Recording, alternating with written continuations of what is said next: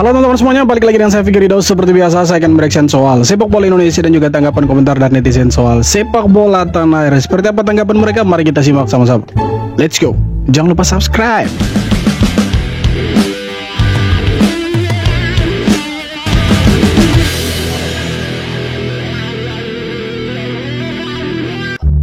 Yang bener aja, masa timnas Indonesia tantang Malaysia untuk tes kekuatan di FIFA Matchday September nanti. Dari 3 kandidat lawan, Lebanon, Kuwait, dan Malaysia, cuma 2 tim yang bakal dipilih, dan pelatih Patrick Kluivert yang bakal pegang keputusan. Pasti pada masih ingat kan, Garuda Muda dan Harimau Malaya di AFF 2020 dulu, waktu Indonesia menang telak 4-1. Tapi ya semua tergantung Malaysianya, mau nggak diajak main bareng lagi di Gelora Bung Karno. Ini kalau jadi mah, partnya juga bakal beda, karena Malaysia sekarang juga lagi banyak perombakan, pelatih baru dan pemain keturunan juga. Kayaknya September nanti skornya nggak bakal 4-1, bisa jadi skornya imbang karena sama-sama andalin pemain keturunan.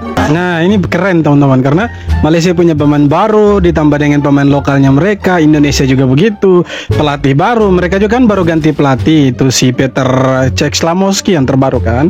Nah ini kalau misalkan nanti mereka mau bermain di GBK, ini jadi salah satu pertandingan yang mungkin paling dinantikan untuk tahun ini untuk di Asia Tenggara, karena ini duel Melayu yang sudah cukup lama tidak tersaji, dan kalau sampai ini terjadi maka timnas Indonesia dan juga Malaysia berpotensi menurunkan skuad terbaiknya mereka. Indonesia dengan pemain terbaiknya, Malaysia dengan pemain terbaiknya. Tapi ada tapinya saudara-saudara, kalau Malaysia merespon ya, ajakan dari PSSI. Kalau FAM-nya tidak merespon, ya kita tidak akan lihat timnas Indonesia lawan Malaysia. Tapi ini keren karena Pak Erick Thohir bilang mau uji nyali. Keren lah, uji nyali bosku.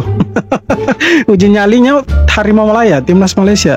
Mampu tidak? Mereka punya nyali tidak lawan Indonesia. Demikian juga Indonesia, mereka punya nyali tidak lawan Malaysia. Tapi kalau saya sih lihatnya itu Indonesia pasti punya nyali. Kalau Malaysia sih ya 80% kayaknya mereka ya tidak mau bermain di Indonesia itu, karena ada media mereka yang bilang itu turnamen apa, bukan levelnya Malaysia. Iya, bukan levelnya Malaysia. Levelnya Malaysia itu AFF, levelnya kita itu sudah di Piala Dunia bosku, jadi beda. Pelatih timnas Malaysia, Peter Cech Slamovski, bertekad membawa skuad Harimau Malaya lolos ke Piala Dunia 2030. Meski tidak mudah, dengan target jangka pendek lolos Piala Asia dan kemudian lolos Piala Dunia, Cech Slamovski optimistis timnya memiliki peluang besar. Target jangka pendek kami adalah Piala Asia dan lolos ke babak selanjutnya, kata Cech Slamovski mengutip Super Bowl dari Astro Arena. Itulah fokus jangka pendek kami saat ini. Kami memberikan perhatian penuh. Tentu saja kami harus mengalahkan Vietnam untuk menjadi juara grup. Itu tantangan besar bagi kami. Itu tidak mudah, tetapi bukan berarti mustahil. Kita bisa melakukannya, tambahnya. Jika kita berencana lebih jauh ke depan, saya ingin membawa tim ini ke Piala Dunia untuk pertama kalinya. Saya ingin negara ini merasakan akhir Piala Dunia 2030, 5 tahun dari sekarang, ucap Cech Slamovski. Wow, keren. Tepuk tangan dulu. Tapi mereka harus mati-matian dulu lawan Vietnam, karena untuk lolos ke Piala Asia nanti di playoff ini, yang lolos ke Piala Asia itu cuma juara grup.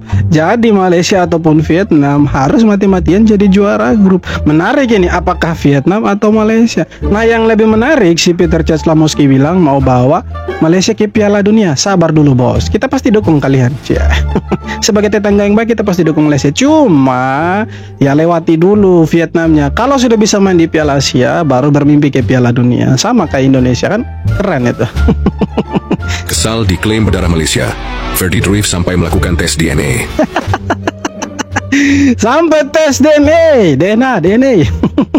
Itulah yang terjadi belum lama ini. Malaysia tak mau ketinggalan untuk memboyong pemain keturunan untuk memperkuat timnas Malaysia. Namun upaya mereka menghadapi beberapa kendala. Pasalnya banyak pemain yang sempat dikira punya darah Malaysia ternyata tidak sama sekali. Alih-alih saking gak mau diklaim berdarah Malaysia, Ferdy Druif sampai lakukan tes DNA. Alhasil dirinya tegaskan fix 100% Belanda. Tidak sama sekali, saya baru tes DNA dan hasilnya menunjukkan saya sepenuhnya orang Belanda, tegasnya. Ya buat apa gitu kan, capek-capek tes DNA. Buang-buang uang tes DNA. Itu kan Malaysia saja yang klaim, bukan si Jordi Druif yang bilang kalau dia orang Malaysia. Kan mereka yang klaim itu. Tapi tidak apa-apa sih, dia lebih bagus tes DNA supaya tahu itu apakah dia punya garis keturunan Malaysia atau tidak sebenarnya. Tapi kan tidak itu. Jadi Malaysia asal klaim mereka itu. Kocak. Niatannya ingin sombong dan pengen dipandang di ASEAN dan mau menakut-nakuti tim ASEAN, terutama Indonesia. Malah FIM Malaysia justru disentil oleh seorang agen bernama Lee Dong Jun. Wow. Siapa ya Lee Dong Jun ini? Lee Dong Jun adalah seorang agen pemain asal Korea Selatan yang juga agen beberapa pelatih. Ya seperti Pak Hakang Seo dan tentu saja juga Shin Taeyong. Belakangan ini memang media Malaysia ramai memberitakan jika Pak Hang Seo katanya melamar untuk menjadi pelatih dari Malaysia, akan tetapi hal ini langsung dibantah oleh Lee Dong Jun yang bilang kalau Park Hang Seo akan ke Malaysia itu berita yang menyesatkan. Dan menurut Lee Dong Jun, kalau Park Hang Seo sama sekali tidak pernah mengajukan tawaran kepada Malaysia atau istilahnya melamar untuk jadi pelatihnya Malaysia. Ini Malaysia tidak pemain diklaim, pelatih pun diklaim juga sama mereka. Ini aduh, Malaysia. Yang ada itu Malaysia hanya membuat karangan atau memang malah ingin merekrut Park Hang Seo, tapi Park Hang Seo-nya sama sekali tidak ada wacana untuk melamar atau menjadi pelatih Malaysia. Nah iya kan, dengar itu. Park Hang Seo-nya tidak mau. Park Hang Seo itu kan mantan pelatihnya Vietnam itu. Tidak mungkin lah dia mau lawan jadi pelatihnya Malaysia itu. Memang kadang-kadang Malaysia ini tidak pemainnya dia diklaim, pelatihnya juga diklaim. Tidak lama semua negara diklaim, dasar negara PBB. Akhirnya Pak Erick Thohir berkomentar masalah timnas Indonesia melawan Malaysia ya guys. Erick Thohir, timnas Indonesia kangen menghadapi Malaysia. Oh ya. Kami sudah kangen lawan Malaysia. Cukup lama. Tes nyali lah sama-sama kalau Malaysianya mau. Ketua PSSI Erick Thohir. Kita tahu sebenarnya laga ini sangat bergengsi ya guys, antara tetangga kita Malaysia melawan timnas Indonesia. Di pertemuan terakhir Indonesia membantai Malaysia dengan skor 4-1 di Piala AFF. Kalau Pak Ketum kita Erick Thohir sudah menyinggung pertandingan ini namanya calling untuk timnas Malaysia. Ayo nih timnas Malaysia bertanding dulu nih sama Indonesia. Katanya Indonesia cupu. Yuk kita bertanding yuk. Tanding dulu lah, jangan kalah di sebelum bertanding. Tapi kalau jadi ini pasti keren sekali dan layak ditunggu nih seperti apa pertandingan antara Indonesia versus Malaysia nih. Ya ini pertandingan yang seru ini antara Indonesia Malaysia, ya kan? Serumpun ini men. Serumpun. Pasti banyak dari kalian yang tidak mau serumpun.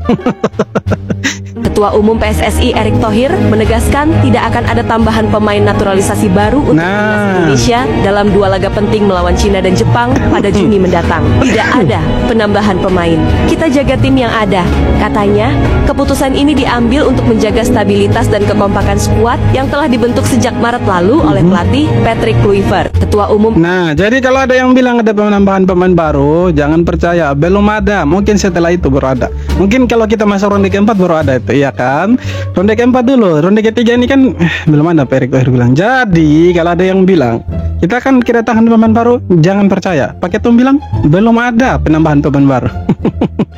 Timnas Indonesia akan melaksanakan uji coba di bulan September, di mana dari 3 calon lawan yang udah diajukan, baru 2 yang ACC nih boy, yaitu adalah Kuwait dan juga Lebanon. Satunya belum ACC nih, satunya nih Malaysia. Mari kita bahas boy. Dilansir dari Bola Sport, Bapak Ketum Erick Thohir itu menyatakan, saya tidak tahu hasil Juni seperti apa dan harus tetap optimis mendapatkan poin sebanyak-banyaknya. Dan beliau juga mengatakan kalau misalnya timnas Indonesia itu butuh laga uji coba pada September untuk persiapan round 4. Pokoknya nggak tahu boy, kalau misalnya bulan September nanti akan tersedia 2 tanggal atau 2 hari lah ya untuk melaksanakan uji coba. Lebanon dan juga Kuwait itu udah merespon tawaran dari Indonesia, tapi masih belum ketok palu nih boy. Ini kita bakal sparring lawan Lebanon Kuwait atau enggak nih? Ingat ya boy, di sini Lebanon atau Kuwait, bukan Lebanon dan Kuwait ya. Dan statement dari Pak Ketum ini benar-benar menurut gua sangat menarik sekali boy. Kami sudah kangen melawan Malaysia cukup lama. Tes nyali lah sama-sama kalau Malaysianya mau. Masa nggak berani Malaysia itu udah diajakin tuh. Daripada saling serang menyerang di sosial media, mending sparring di FIFA Matchday biar bisa menurunkan tim utama. Tenang aja, yang kalah nggak bakal bayar lapangan kok, tenang aja. Terakhir Indonesia ketemu Malaysia itu Boy, di turnamen Mortal Kombat Piala AFF 2020 seingat gua, yang kita menang 4-1. Dan itu pun ya kalau dibanding tim sekarang jauh banget Boy. So menurut kalian terkait dengan Malaysia yang belum menerima tawaran dari Indonesia ini, apakah mereka ketar-ketir? Tulis di bawah Kalau ketar-ketir sih mungkin tidak, tapi mereka takut sepertinya dengan timnas Indonesia. Mereka takut. Makanya belum terima tuh ya kan ajakan dari PSSI itu. Nguyen Xuan Son harus rela terlempar dari daftar 15 pemain termahal di Asia Tenggara. Sebelumnya, pada Januari, pemain naturalisasi asal Brasil ini menduduki 15 besar dengan nilai transfer 700.000 euro, yang merupakan nilai tertinggi sepanjang kariernya di Vietnam menurut Transfermarkt. Sayangnya, pembaruan terbaru dari Transfermarkt menunjukkan bahwa meskipun nilai pasarnya tetap sama, posisi Nguyen Xuan Son merosot ke urutan ke-17. Dominasi pemain timnas Indonesia sangat terasa dalam daftar 15 besar ini, dengan 8 pemainnya menduduki peringkat 1 hingga 8, termasuk Mes Hilgers, Emil Audero, Jay Itzes, Kevin Dix, Calvin Verdonk, Martin Paes, Tom Hay, dan Ole Romani. 2 pemain Thailand, Supachai Chaidet dan Chanatip Songkrasin, mengisi peringkat ke-9 dan ke-10. Sementara itu, Sandy Walsh dan Dean James dari Indonesia menyusul di posisi berikutnya. 3 tempat terakhir dalam 15 besar ditempati oleh pemain Thailand, Supachok Saracat dan Sufanat Mueanta, serta pemain Malaysia, Dion Cools. Dion Cools sampai di bawah. Itu yang Malaysia bangga-banggakan. Beda kelas bosku, beda jauh. Oke teman-teman, jadi itu dia beberapa video tanggapan komentar dari netizen soal sepak bola Indonesia yang kabarnya akan melawan Malaysia, Lebanon, dan satu lagi negara Timur Tengah, Kuwait. Kabarnya, semoga ini bukan hanya ya berita burung saja, bukan hanya ya angin lalu saja. Semoga ini menjadi pertandingan yang betul-betul akan segera terjadi karena layak ditunggu. FIFA Matchday nanti bulan September seperti apa? Apakah Indonesia akan melawan Malaysia, Kuwait atau Lebanon, atau justru tidak sama sekali? Tapi kalau kita tidak gunakan kesempatan itu, kita rugi, karena kalau kita lolos ke ronde keempat, maka sangat penting sekali kita bermain di FIFA Matchday. Selain kita untuk memanaskan kembali otot-otot yang sudah renggang, ya kita bisa menambah poin di ranking FIFA. Ya bisa jadi seperti itu teman-teman. Tapi ya kalaupun Malaysia tidak mau, mungkin ada opsi negara lain. Ya tapi saya sih yakin Malaysia pasti mau tuh. Masa sih Malaysia tidak mau?